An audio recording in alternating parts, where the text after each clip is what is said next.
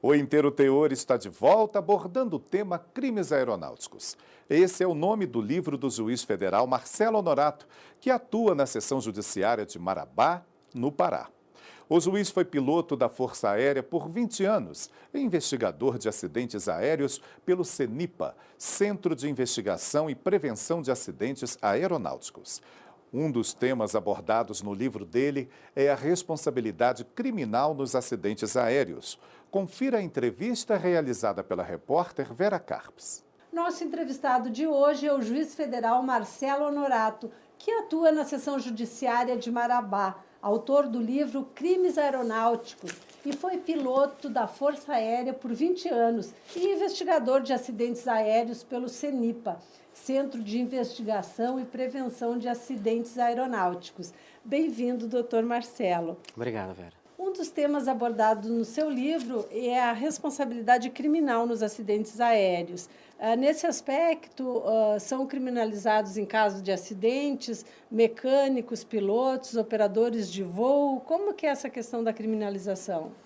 É importante essa pergunta, Vera, porque com o passar do tempo, a aviação ela se desenvolveu muito, né? Hoje ela é muito tecnológica. Então nós ultrapassamos aquela fase em que o voo é a arte de apenas um piloto. Na verdade, o piloto, o mecânico, ele é a ponta da lança, é o último a trabalhar. E de forma que, geralmente, os acidentes aeronáuticos, eles têm vários fatores que produzem esse resultado não intencional, que é o acidente. Então, geralmente, são responsabilizados também, desde o piloto, mecânicos, mas também gerentes, presidentes de companhias aéreas, porque o aspecto gerencial hoje, ele é muito importante para que não ocorram acidentes aéreos. Agora, em que situações as companhias aéreas são penalizadas? Em regra, as empresas aéreas são penalizadas mais no aspecto civil, né, de responsabilidade, de indenizações para os familiares das vítimas dos acidentes. Uma vez ou outra, os gerentes dessas empresas, como pessoa física, podem ser responsabilizados no aspecto criminal. Como, por exemplo, no caso do TAM 3054, o acidente que ocorreu em 2007, em Congonhas, que faleceram 199 pessoas, que o processo criminal se focou nas pessoas que são gerentes da empresa, né? Sim. Diretor de operações, diretor de segurança de voo e também uma diretora da ANAC. Ainda que, em primeiro grau, até esse momento, eles tenham sido absolvidos. E como que é a situação dos familiares que passam a acompanhar esse processo? Quer dizer, é uma dor que vai sendo revivida ali. É uma situação muito difícil? O senhor acompanhou alguma situação de ter contato com os familiares dessas vítimas de acidentes aéreos? Sim, eu sempre tenho contato, principalmente com os presidentes das associações de familiares, né, ou amigos de vítimas de acidentes aéreos. É uma dor que só o tempo consegue superar. Mas eles têm em busca sempre um foco, que é a justiça. Certo. Porque nem sempre a indenização consegue trazer essa contraprestação que eles querem. Eles querem a justiça. Eles querem que o Poder Judiciário se manifeste sobre aquele caso. Porque a vida não volta. Por outro lado, eles também têm contribuído muito com a segurança de voo. Eles participam de eventos, patrocinam, estimulam. São companheiros da segurança de voo hoje no Brasil. Agora a gente está citando alguns acidentes. A gente exibiu uma reportagem agora que é com relação ao acidente com o Boeing da Varig, que saía do Rio de Janeiro para Londres em 1973. Foram 100 mortos e com pouquíssimos sobreviventes. E a causa foi que um passageiro estaria fumando no avião. É comum o fumo no avião provocar esse tipo de acidente? Quer dizer, há casos em que provocou. Esse realmente foi um caso que o fumo a bordo acabou iniciando um fogo que se transformou num incêndio. Mas, em regra, esses passageiros indisciplinados, existe uma certa incidência assim, no Brasil. Então, também passageiros indisciplinados em relação à bebida. O que mais? Assim, quais são as indisciplinas mais frequentes? Conflitos com os comissários de voo, de não atender às ordens de segurança, ao briefing de segurança. Mas o fumo é um dos campeões. Embora, concretamente, no crime do artigo 261 do Código Penal, que é o de atentado contra a segurança do transporte aéreo, o simples fumo a bordo não se concretiza o crime, porque tem que haver um perigo concreto. Então, se ele realmente fumar e ao apagar o seu cigarro, provocar um incêndio na lixeira, acender uma luz de alarme, acender o alarme de incêndio da aeronave, aí haverá um perigo concreto, aí consuma o crime. Agora tem também aqui a colisão em 29 de setembro de 2006 de uma aeronave Embraer Legacy 600 com o Boeing 737, 800 da companhia Gol. Esse acidente, inclusive, o processo transita ainda na Justiça Federal. Qual é a análise que o senhor faz da causa desse acidente, que também teve 154 mortos, né? Exatamente. Todos os passageiros e tripulantes do Gol 907 faleceram. Eu vou fazer uma análise pela ótica do que foi julgado até agora.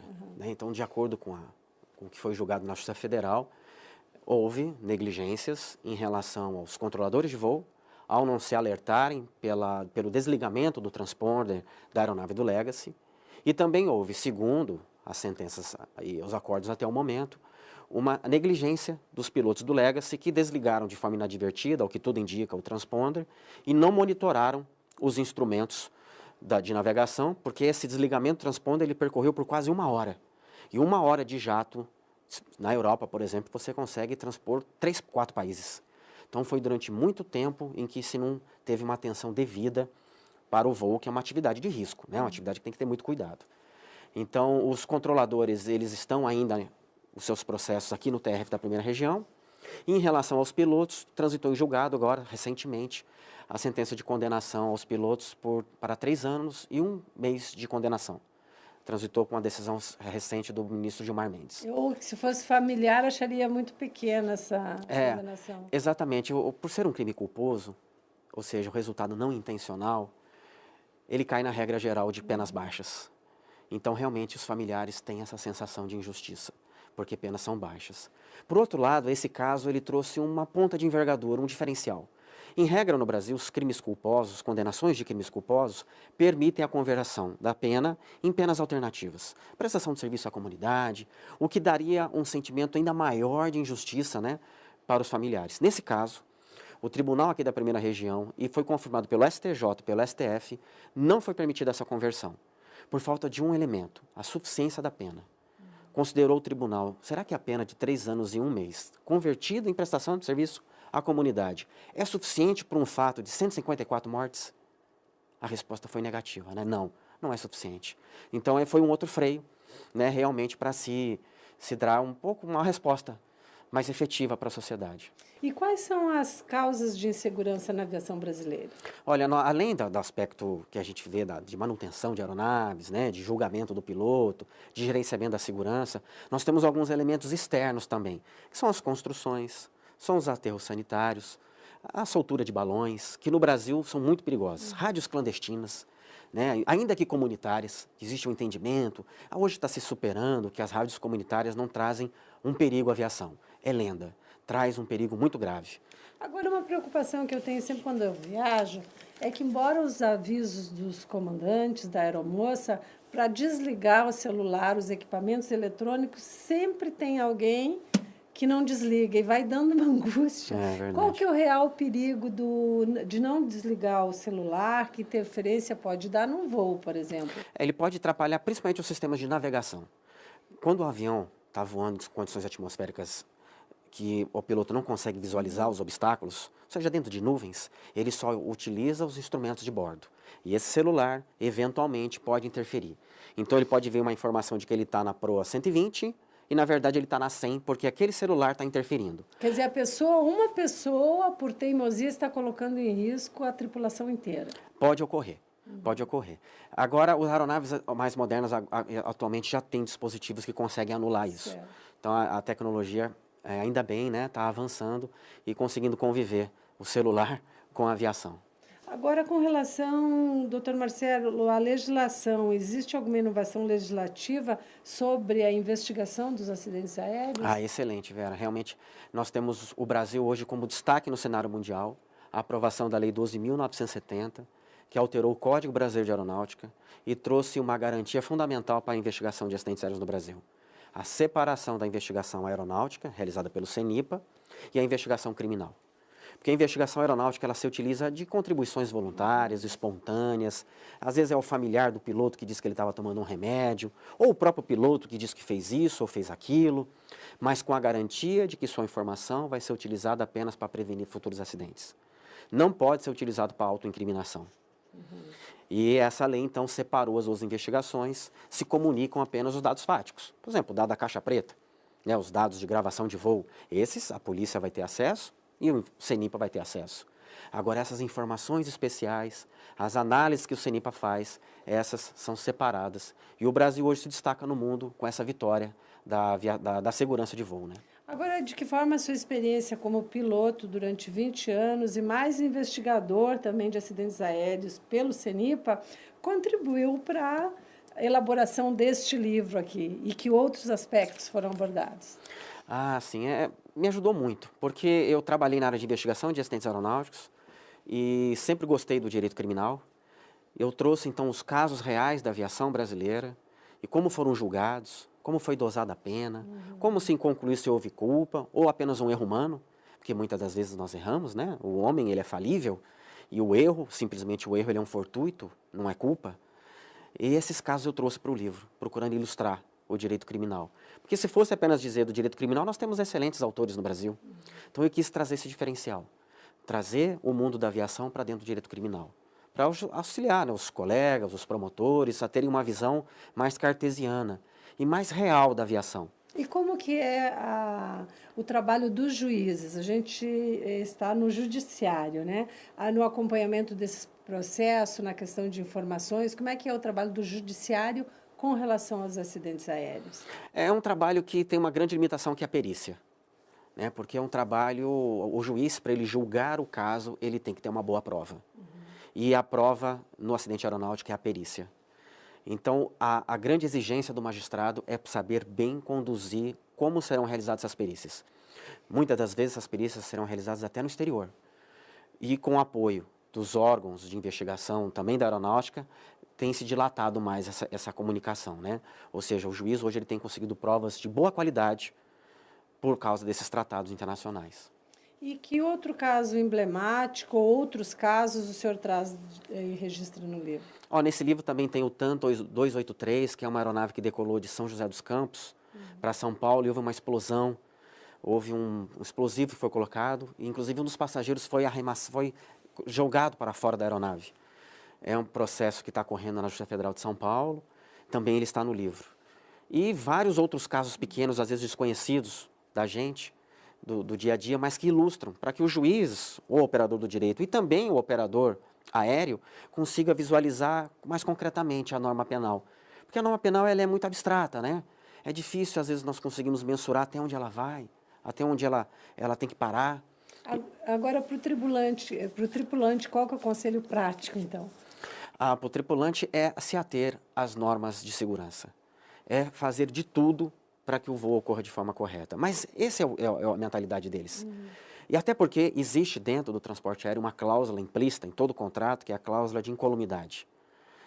Está implícita em qualquer contrato de transporte, ou seja, nós só vamos entrar numa aeronave tendo certeza que ela vai chegar no destino.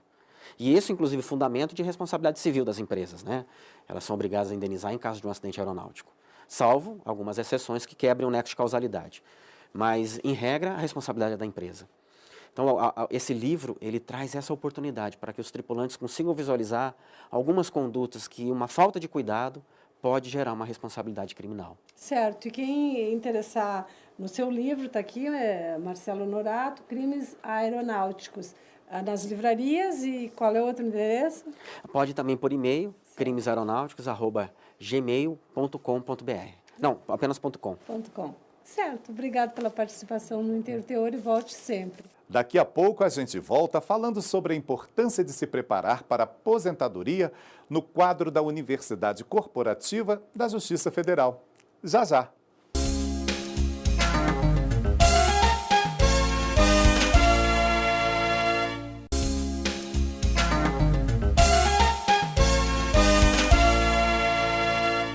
Hoje a gente aborda o tema da aposentadoria no mundo corporativo. Um assunto que muitas vezes é deixado para depois, mas é preciso se preparar o quanto antes para este momento.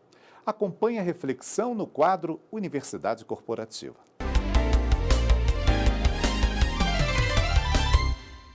Olá, tudo bem? Hoje no Ensino Corporativo falaremos da preocupação dos trabalhadores sobre o que fazer e como viver após a aposentadoria.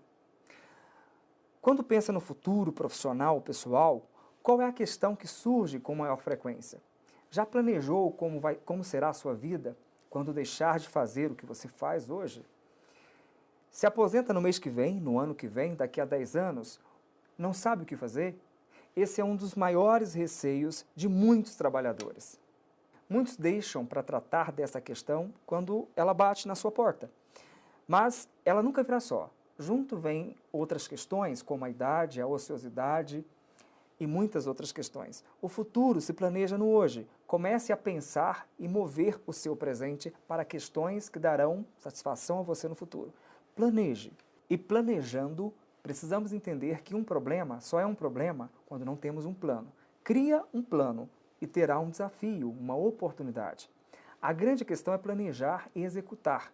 Às vezes a insegurança e medo são ocasionadas pela falta de conhecimento das possibilidades. Planejar requer sabedoria, e isso todos nós temos. Executar requer disciplina, motivação, assertividade. E isso tem a ver com inúmeras questões, e sobretudo com o seu grau de superação e de intenção. Estude a organização na qual trabalha. Veja o que é possível fazer após a sua aposentadoria. Faça um mapa das possibilidades. Imagine o ponto no tempo futuro que deseja realizar algo e se planeje de lá para o presente. Isso dará para você um senso de realidade e visão temporal dessas inúmeras possibilidades. Assim poderá mensurar onde deverá investir mais ou menos tempo. Crie submetas que sirvam de elementos de recompensa, lhe dando o combustível e a motivação necessária para você seguir com seus planos e seus projetos. Entenda que sonhos se realizam a curto, médio e longo prazo. Esteja a par do tempo, controlando a sua ansiedade. Não deixe nada para amanhã, porque nada acontece no futuro. Ele é uma projeção mental. Quando ele chegar, se tornará presente. Crie planejamentos ecológicos, considerando o bem de todos. Considere não viver seus planos sozinhos. A felicidade é mais plena se dividida. Uns abastecem os outros. Faça o melhor que você puder, e terá feito o necessário. Tenha na mente a ação. Como disse Albert Einstein, nada acontece até que algo se mova. Se você trabalhou para isso, terá o futuro que você desejar. Muito obrigado, até o nosso próximo diálogo. Se você estiver com alguma dúvida, quiser entrar em contato, você pode me encontrar em www.sutilpsicologia.com.br.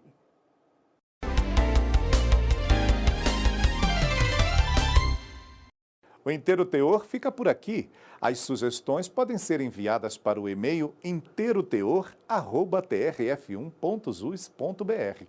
Confira também o programa no portal do Tribunal e na nossa página no YouTube. Até o próximo encontro. Tchau!